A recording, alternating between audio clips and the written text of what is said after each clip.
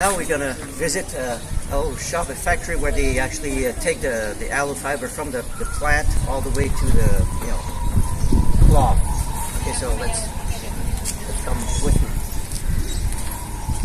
Now basically, what they go from the plant that grows in the fields, they cut the plant and the whole stem, right? And from the stem they kind of peel it off to make those shreds here.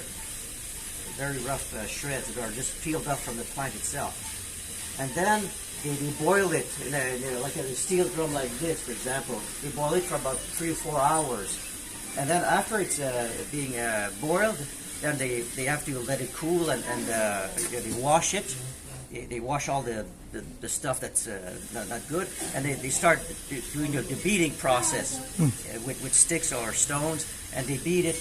They break up these big things into smaller items, and then they let it dry, and then the next process is they use white clay, and they really rub the clay onto the fiber. So once the fiber is being rubbed with clay, they again have to wash the clay off and let the thing dry, and it becomes very soft, almost like raw wool. It looks really soft, this fiber. So once it's all dried and cleaned up, then the next step is the spinning. So the spinning is like when you take those things and spin it really tight. See, now it becomes a thread, a yarn. So the spinning is, you see that like the spinning wheel sometimes. Here's an example over there. There's a little machine there. They're old sewing machines, and they spin really quickly. So you hold the thing in your hand, and it spins really quickly into yarn here. Okay, so that's how you get your raw yarn. So there's other example over there of the bundle of yarn like this. So it's very, it's got that rough feel to it.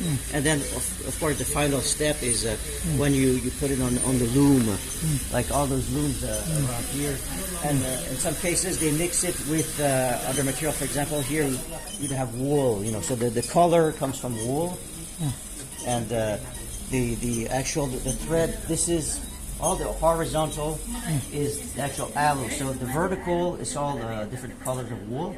So because aloe fiber is so strong, it gives strength here. So you got your strength from the aloe fiber and the color and the softness from the wool. So that's how the process goes from the plant to the final cloth that you can use to make anything you want.